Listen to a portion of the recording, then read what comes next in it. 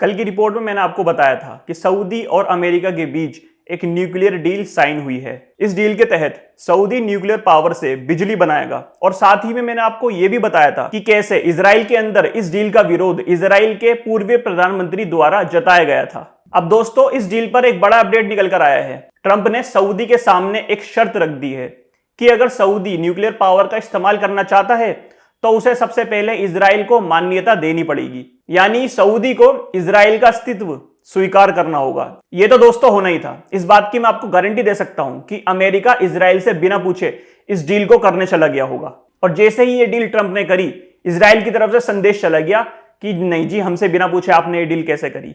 अब यहां पर एक बीच में शर्त रख दी गई है अमेरिका द्वारा कि पहले इजराइल को सऊदी मान्यता देगा और इसके बाद न्यूक्लियर पावर वगैरह सऊदी को दी जाएंगी। जब ये डील कल हुई थी तो इसके अंदर इस तरीके की कोई भी शर्त को अमेरिका ने नहीं बताया था, लेकिन फिर इजराइल की तरफ से एक संदेश गया होगा वॉशिंगटन में और ट्रंप को कि भाई आप हमसे बिना पूछे डील कैसे कर सकते हैं, क्योंकि हमें पता है भाई इजराइल तो पूरा हावी है अमेरिका के ऊपर।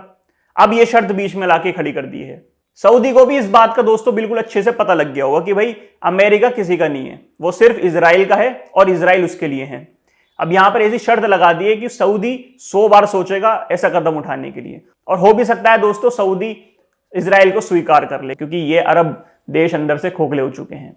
ये पैसों के लिए कुछ भी कर सकते हैं। देखते हैं क्या होता है इस डील का, क्या सऊदी मानता भी है या नहीं, और इसके अपडेट्स मैं आपको देता भी रहूंगा। आगे बढ़ते हैं दोस्तों। अगली खबर दोस्तों फलस्तीन की तरफ से है। इजराइल के कुछ लोगों ने फलस्तीन के एक टाउन में जाकर के अंधाधुंध गोलियां चला दी हैं। तकरीबन 25 से 30 लोग हवर्ड गिलेड के पास बसे हुए एक छोटे से टाउन, एक छोटे से कस्बे में घुस गए और वहां पर इन जालिमों ने सोते हुए निहत्थे फलस्तीनियों के ऊपर गोलीबारी शुरू कर दी। दोस्तों, आधे घंटे बाद इजरायली मिलिट्री भी इस कस्बे में आ गई और उन्होंने भी फलस्तीनियों के ऊपर चलाना स्टार्ट कर दी गोलियां। फलस्तीनियों की तरफ से बीच बचाव हुआ, लेकिन बताया जा रहा है कि इस बीच बचाव में 4 फलस्तीनियों की मौत हो चुकी है और एक इजरायली भी इसमें मारा गया है। इसी बीच यूएन के चीफ का एक बड़ा बयान सामने आता है। यूएन के चीफ एंटोनियो गुटेरेस ने कहा है कि बहुत समय से गाजा के ऊपर जुल्म हो रहा है और इस जुल्म का अब अंत होना चाहिए, और कहा है कि सीज फायर होने के बावजूद भी हर रोज फलस्तीनियों को अपनी जान देकर कीमत चुकानी पड़ रही है। एंटोनियो गुटेरेस, ये आप ही की तरफ से इजराइल को ढील मिली हुई है कि वो कहीं पर भी और कभी भी फलस्तीनी लोगों को मारना शुरू कर देता है। अगर वक्त पर तुम जैसे लोगों ने सही कदम उठाया होता तो आज मामला कुछ और ही होता। अब ट्वीट करने से क्या होगा, आज भी इजराइल मार रहा है, कल भी मारेगा, और जब उसका दिल चाहेगा, जब फलस्तीन के मासूम लोगों को वो मारेगा। कोई उसे रोकने टोकने वाला ही नहीं है। ये यूएन के चीफ वगैरह आके बस एक ट्वीट कर देते हैं और इसी में ही सब लोगों को लगता है कि वाह वाह जी क्या बात कर दी इन्होंने। दोस्तों, ऐसा कुछ नहीं है। जब तक इजराइल के खिलाफ एक बड़ा और ठोस कदम नहीं उठाया जाता, जब तक सारे देश मिलकर के ऐसा कदम नहीं उठाते, कोई बड़ा सैंक्शन लगाता इजराइल पे, कोई उसे हथियार नहीं देता, तब जाके तो कुछ असर पड़ता। लेकिन फोन उठाते हैं, एक ट्वीट कर देते हैं फलस्तीन के लिए और चुप होके बैठ जाते हैं।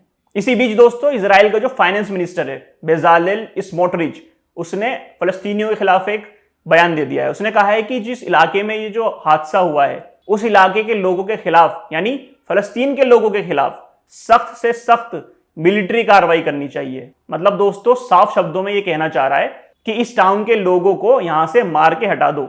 अभी बहुत दिनों से मैं इजराइल की खबर नहीं कवर कर पा रहा था अपने चैनल के ऊपर, अपनी वीडियोस में, लेकिन आज से मैं इजराइल का डेली आपको छोटा मोटा भी अपडेट होगा तो वो जरूर दूंगा, क्योंकि दुनिया के सामने इन लोगों की बाबरता दोस्तों आनी चाहिए।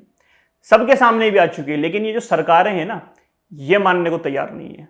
जबकि जिन देशों की ये सरकारें हैं उनके लोग तक इजराइल को गालियां देते हैं, इजराइल के टूरिस्ट को अपनी शॉप्स में नहीं आने देते। आगे बढ़ते हैं दोस्तों।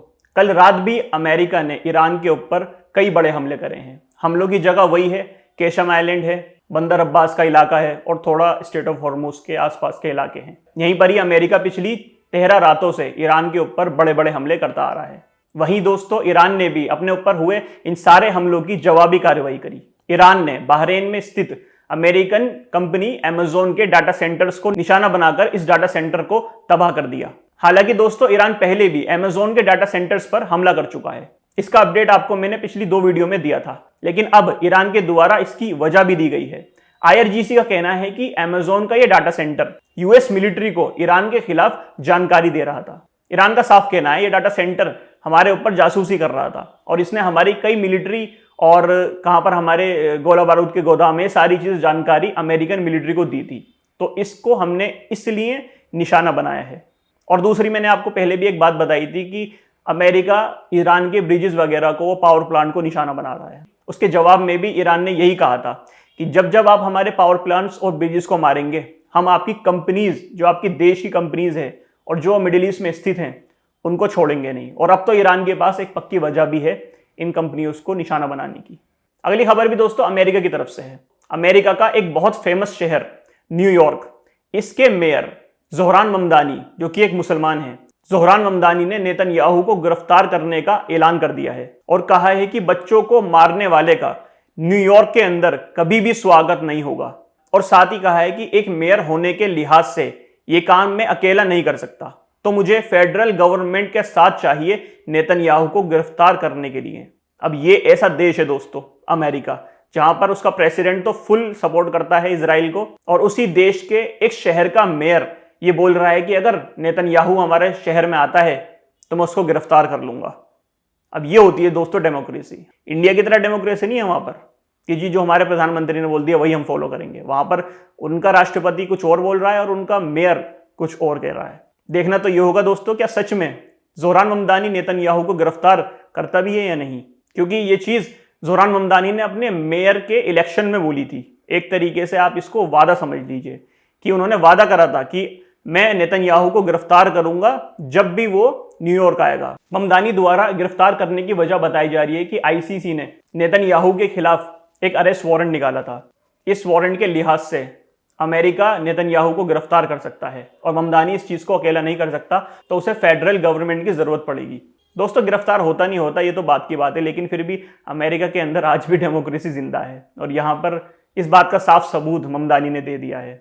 देखते हैं आगे क्या होता है, इस पर भी हम चर्चा करते रहेंगे। कल की रिपोर्ट में मैंने आपको बताया था कि हूतीज ने सऊदी के 2 ऑयल टैंकर पे जो हमला करा था, अब इसके ऊपर ट्रंप का एक बड़ा बयान सामने आया है। ट्रंप ने ईरान को हूतीज के इस हमले का जिम्मेदार ठहराया है। ट्रंप ने साफ चेतावनी दी है कि अगर हूती दोबारा ऐसा हमला करते हैं तो अमेरिका इसके लिए सीधा ईरान को जिम्मेदार मानेगा, क्योंकि ट्रंप के मुताबिक हूतीज ईरान का ही प्रॉक्सी ग्रुप है। ट्रंप ने यह भी कहा है कि अगर ऐसा दोबारा होता है तो ईरान और हूतीज दोनों पर मिलिट्री एक्शन लिया जाएगा। आज की न्यूज में दोस्तों यही कुछ था। मिलता हूं आपसे एक और नए अपडेट में, तब तक के लिए अल्लाह हाफिज।